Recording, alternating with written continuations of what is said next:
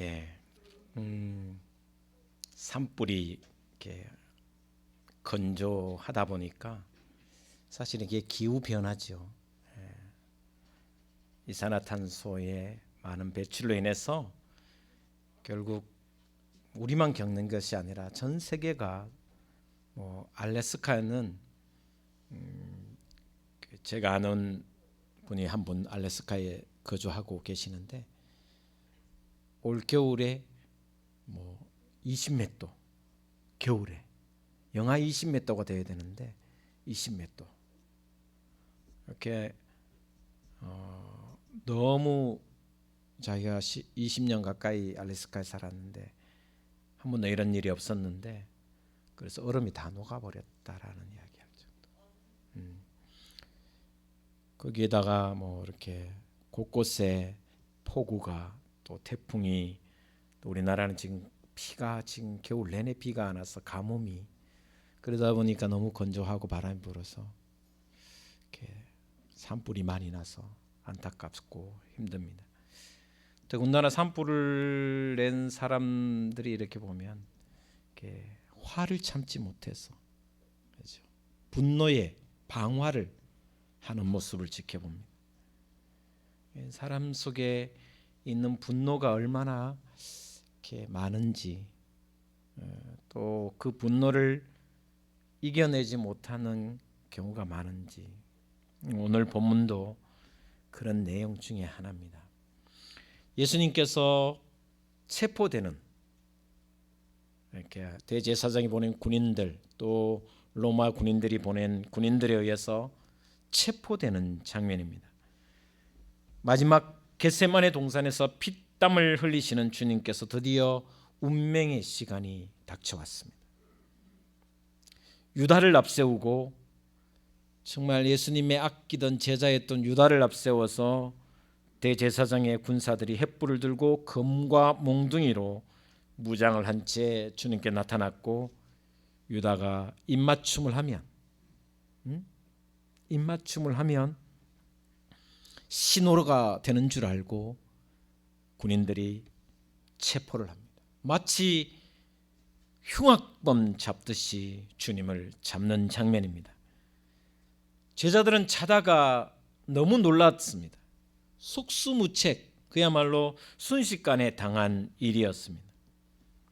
자다가 놀랍겐 제자들은 속수무책이었으며 너무 당황했는데 그 가운데 예수님의 수제자 베드로, 오늘 본 말씀에는 베드로라는 이름이 나와 있지 않지만 다른 복음서에는 베드로라는 이름이 나옵니다. 그래서 50절에 보면 그 중에 한 사람은 베드로입니다.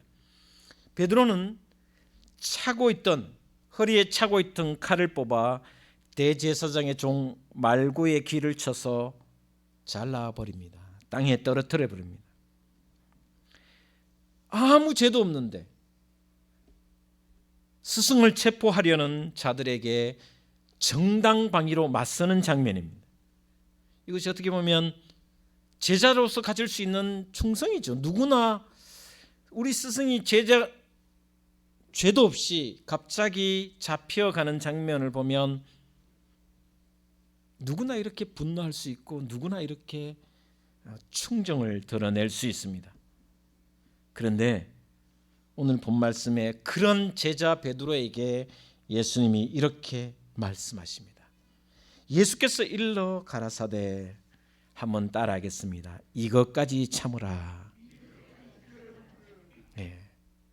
그러시면서 이것까지 참으라고 하시면서 그 긴박하고 너무나도 당황스러운 가운데서도 땅에 떨어진 말고의 귀를 집어 손에 쥐고는 다시 말고의 귀에 붙여주며 낫게 하고 치료해주는 모습이, 고쳐주시는 모습이 오늘 본 말씀의 내용입니다.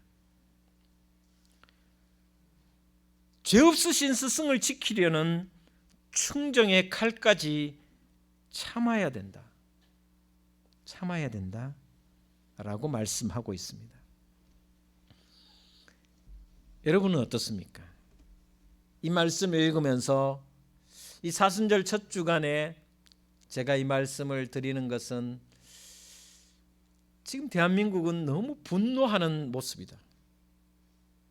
정치적으로 이쪽은 저쪽을 분노하고 저쪽은 이쪽을 분노하고 서슴없는 말을 서로 내뱉고 저주와 같은 말을 서로 내뱉는 모습을 지켜보며 저는 참 안타깝다 이런 생각입니다.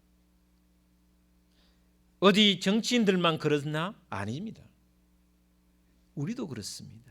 저와 여러분의 모습을 보면 이것까지 참으라는 주님의 말씀대로 살기보다는 이거는 못 참는다. 어떻게 보면 우리의 모습입니다. 이번만큼은 내가 도저히 용서를 못하겠다. 다른 거는 참아도 요거는 내가 못 참겠다. 이렇게 말하고 있는 사람들이 많습니다.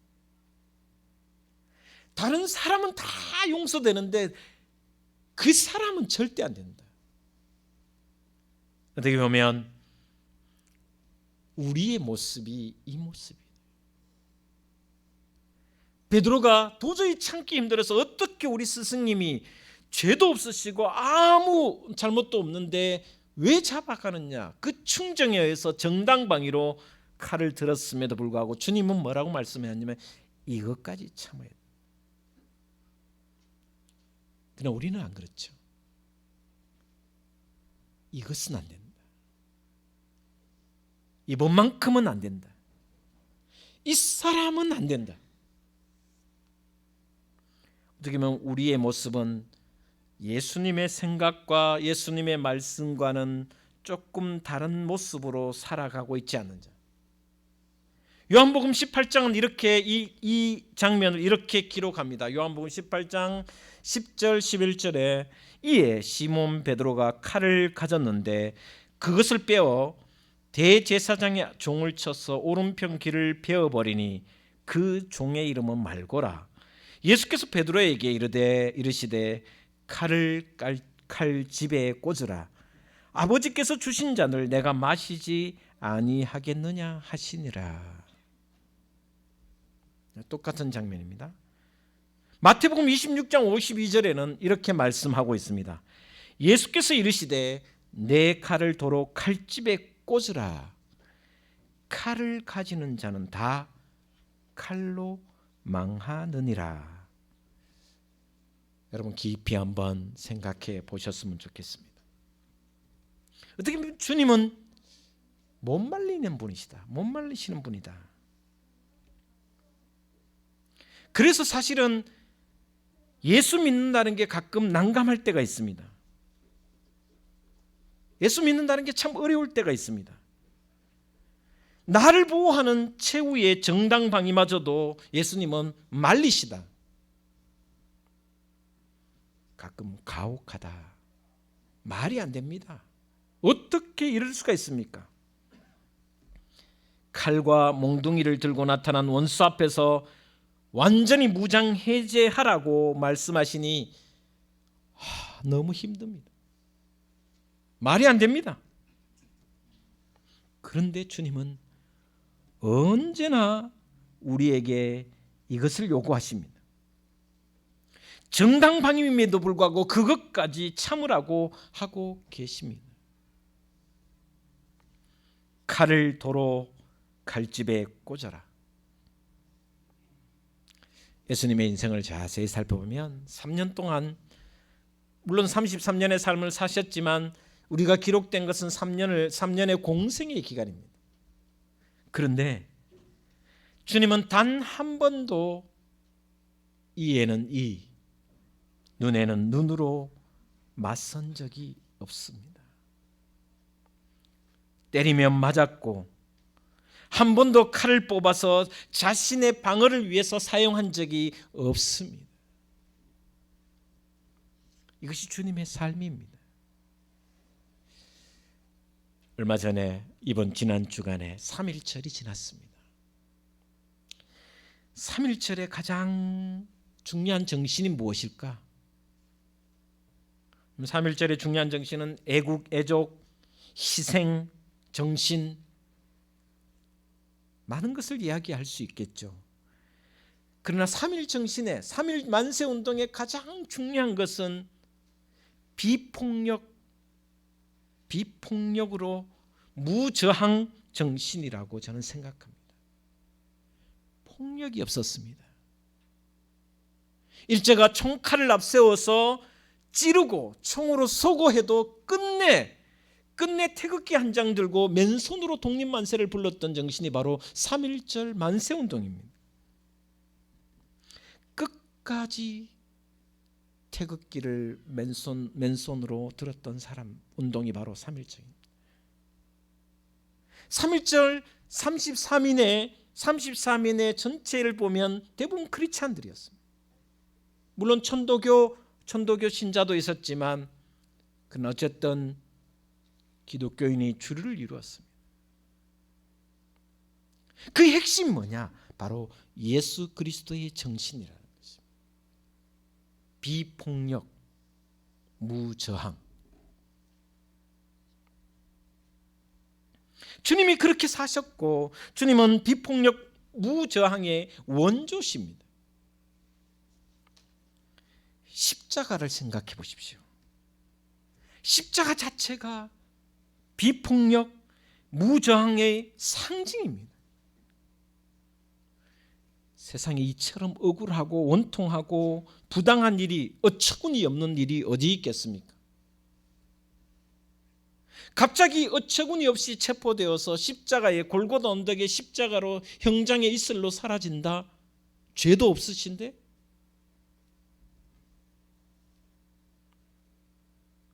예수님 성의 공생의 생애 전체를 생각하면 이미 예수님의 생애 자체가 십자가입니다. 자신의 삶을 통해 십자가를 구현하신 분이 바로 예수님이십니다. 왜냐하면 나의 원대로 마옵시고 아버지의 뜻대로 하는 게 십자가이며 칼을 도로 칼집에 꽂는 것이 바로 십자가이기 때문입니다. 최소한의 자기 방어, 최소한의 자기 보호도 용납하지 않았던 삶의 연장이 바로 십자가며 골고다 언덕의 모습이라는 것입니다. 그러니 참 예수 믿는 게 쉽지 않습니다. 어렵습니다. 그분을 따르라고 하는 것이 쉽지 않습니다. 가만히 생각해 보면 예수님의 제자들은 이런 예수님의 모습을 보고 따르지 못해서 결국 겟세마네 동산에서 다 도망가 버렸습니다. 예수님 잡히실 때 싸그리 몽땅 하나도 남김없이 배신하거나 도망가 버렸습니다. 예수님께서는 왜 칼을 도로 칼집에 꽂으라고 하셨을까? 이유는 단 하나입니다.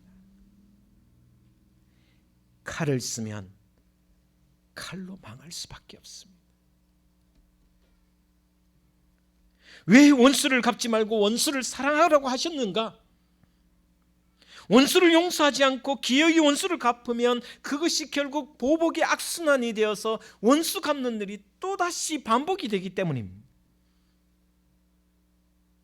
이게 바로 칼의 생리요 칼의 비극입니다. 칼을 도로 칼집에 꽂으라는 것은 칼은 칼집에 있어야 하기 때문에, 그래야 칼이 칼집에 있을 때 정의가 살아나고 공평이 살아납니다. 칼을 뽑는 순간, 칼이 뽑히면 그 순간 이미 칼이 아니라 살인의 도구가 되고 무법천지의 도구가 되기 때문입니다. 칼집에 꽂혀 있을 때 용기와 권위의 상징이 됩니다.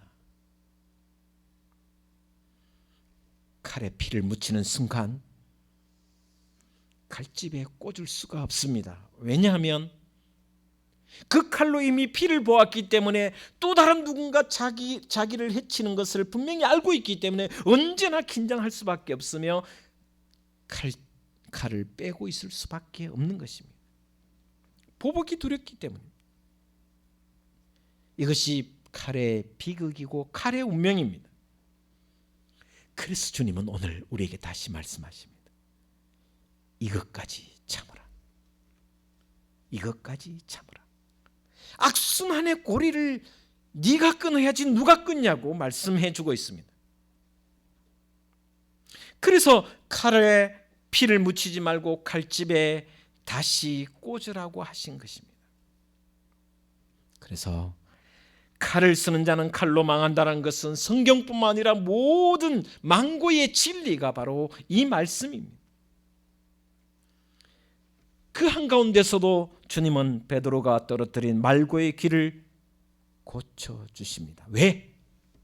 왜 말고의 길을 고쳐주셨을까요? 칼을 쓰기 이전의 상태로 돌려놓기 위해서.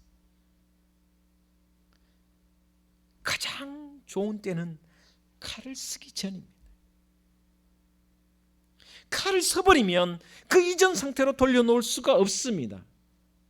그래서 이것까지 참으라고 하는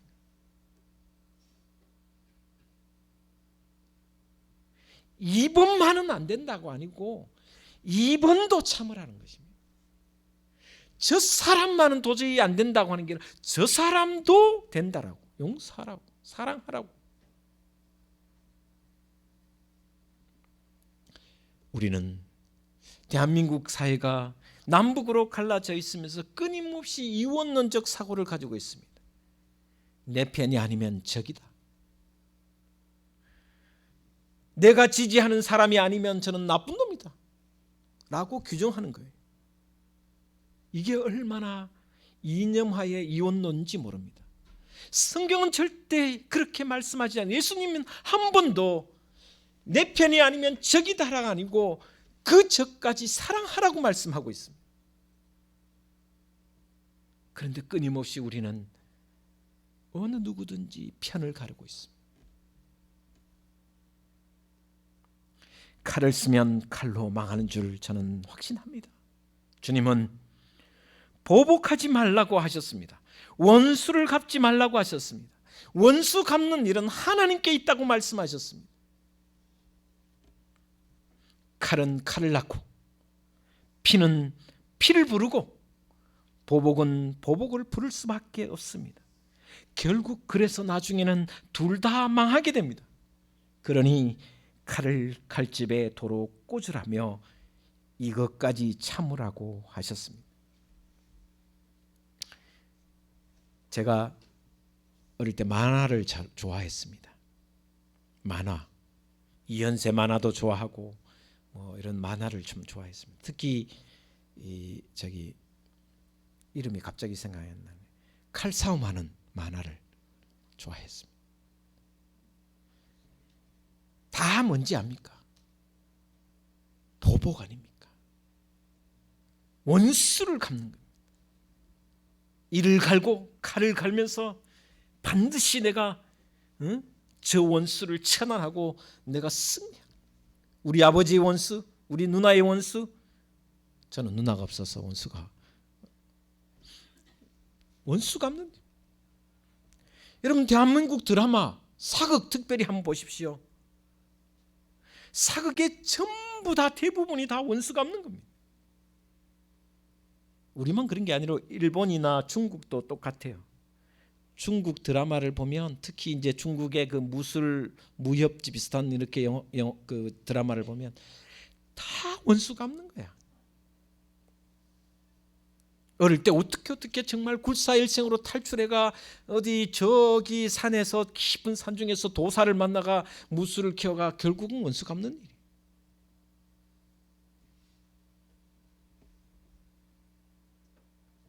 그런데 성경은 말씀하고 있습니다.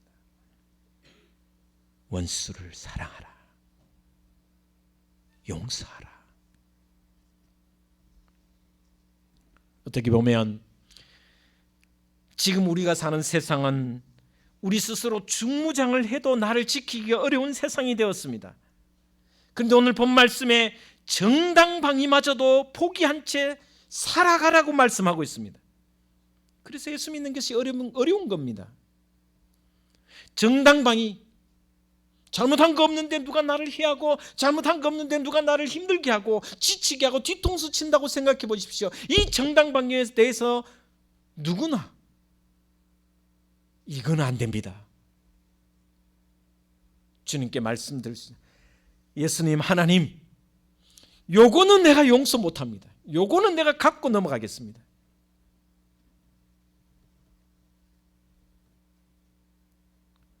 여러분, 십자가를 믿고 의지한다라는 것은 바로 용서와 사랑입니다. 정당방위라도 나는 잘못한 거 하나도 없어도, 그 사람이 100% 잘못했어도 우리는 십자가로 살아가는 것이 바로 우리의 삶이어야 된다는 것입니다. 사순절의 핵심은 십자가입니다. 어떻게 보면 주님의 십자가, 예수님의 십자가보다 더 억울하고 더 황당한 사건은 없습니다. 그런데 주님은 그 십자가에 달리셔서 자기를 십자가에 못 박고 그 아래에서 겉옷을 갖겠다고 제비 뽑고 또 침 뱉고 모욕하는 사람들을 향해서 주님 아버지, 하나님 아버지께 이렇게 기도합니다. 아버지 하나님, 저들은 저들의 죄를 알지 못합니다. 저들의 죄를 용서하여 달라고 기도하고 있습니다. 여러분, 편안할 때야, 내 삶이 편안할 때야 무슨 말인들 못하겠습니까? 그러나 상대가 나를 잡겠다고 칼을 빼든 상황에서 그것까지 참으라고 할 수 없는 경우가 많습니다. 그러나 주님은 다시 우리에게 말씀하십니다. 그럼에도 칼을 도로 칼집에 넣어라. 하나님께, 주님께, 하나님 아버지께 원수 갚는 일을 맡기면 끝내 궁극적인 승리를 우리에게 안겨주시는 줄 믿습니다. 그것이 바로 부활의 승리입니다. 예수님께서는 그토록 무력하게 힘없이 십자가를 지셨지만 결국은 승리하셨습니다. 부활하셨습니다. 부활의 승리로 새 아침을 열어주셨습니다. 십자가는 지는 자에게만 승리를 주십니다. 십자가를 지는 사람에게만 하나님은 승리를 안겨주신다는 것입니다. 여러분, 최후 승리를 원하신다면 그것까지 참으십시오. 그 사람도 용서하십시오.